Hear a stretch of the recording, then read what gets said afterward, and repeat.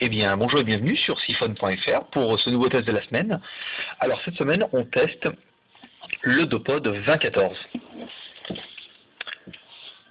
Alors, en fait, c'est simplement un Dopod classique, qui est une marque de téléphone chinois, spécialisée surtout dans le HTC. 2014, c'est la référence, c'est Brésil, 2014. C'est plutôt sympa, donc un téléphone bien complet, dont on va ouvrir tout de suite la boîte. Voilà. Donc à savoir que c'est un mini-phone.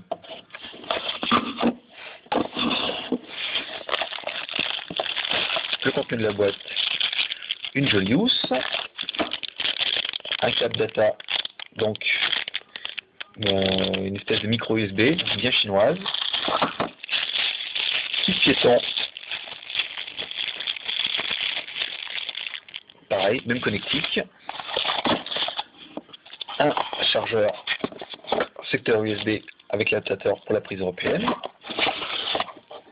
mode d'emploi en anglais, et le téléphone.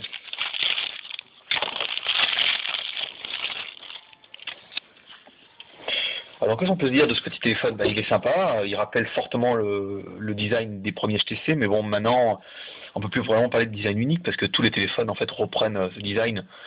Quand on voit qu'Apple a déposé en fait l'écran au milieu, le haut-parleur en haut et les boutons en bas, on se demande un peu comment on pourrait faire autrement. Maintenant tous les téléphones ont un peu tendance à se ressembler, comme les voitures. Donc un mini, si on doit comparer, voilà, avec un Skyphone i68. Donc on voit qu'il est quand même beaucoup plus petit. L'écran fait 2,4 pouces. Donc on a quand même quelque chose d'assez sympa.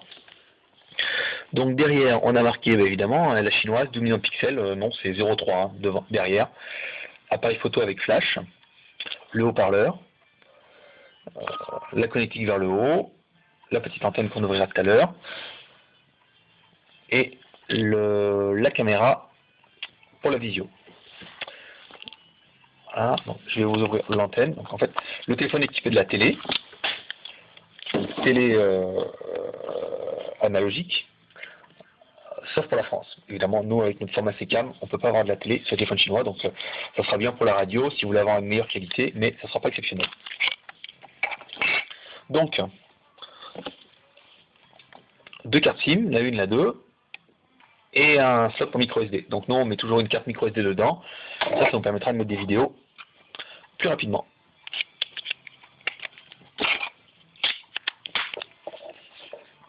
Mise en route de l'appareil.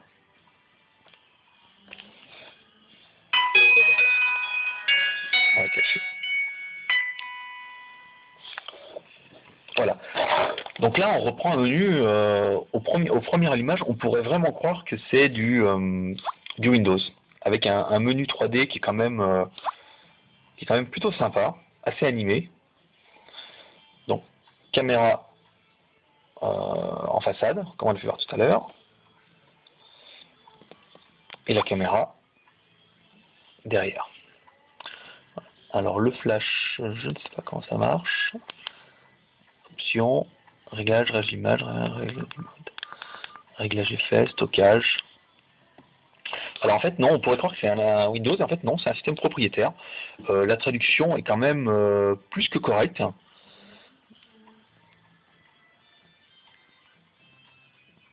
Voilà. On a quand même quelque chose d'assez sympa. On va repasser en mode. Voilà.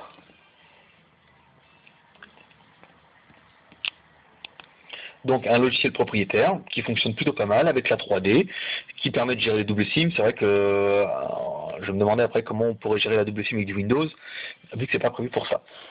Un téléphone donc avec Bluetooth, avec le Java. On va mettre une petite vidéo parce que on m'a dit que ça plaisait bien.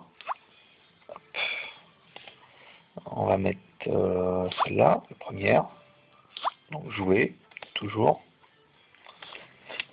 Donc l'intérêt, c'est que le téléphone est quand même moitié tactile et l'autre moitié avec les boutons. Donc ça veut dire que les gens qui ont un petit peu de mal avec le tactile pourront toujours servir des boutons.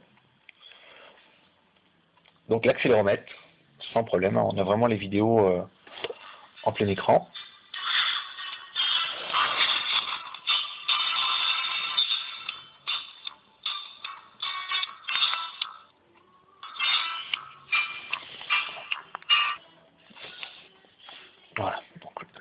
retour.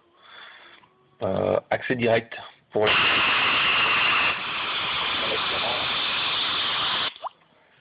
télé, téléphone.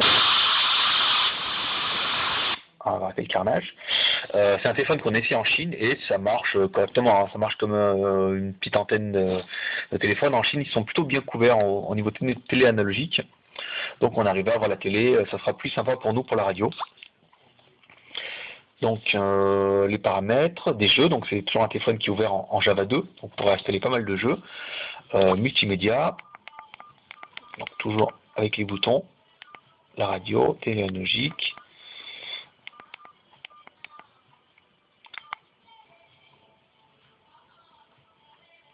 Voilà, donc là il retrouve bien automatiquement apparemment la musique qui est dans la carte mémoire, dans le dossier vidéo.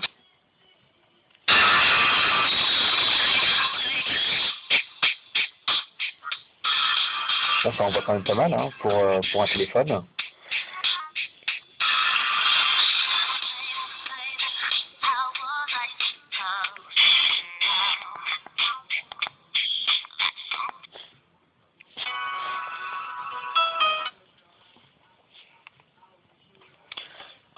Voilà, donc on reprend un petit peu tous les éléments qu'on peut voir sur la boîte.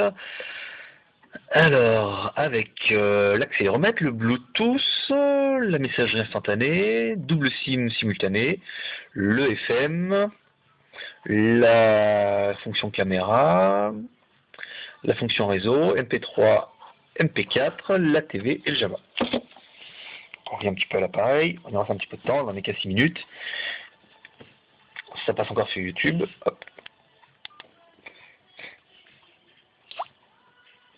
Menu. On va regarder un petit peu ce qu'il y a comme jeu. Je vous le mets vraiment en plein parce que c'est quand même relativement c'est quand même soigné au niveau du design. Il y a de la recherche. Alors Java, MSN, jeu, apparemment il y a des thèmes. Pas mal. Pas mal du tout.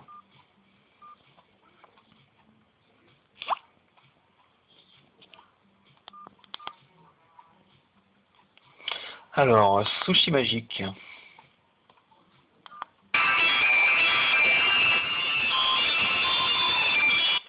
Ok, bon, c'est pas mon kiff.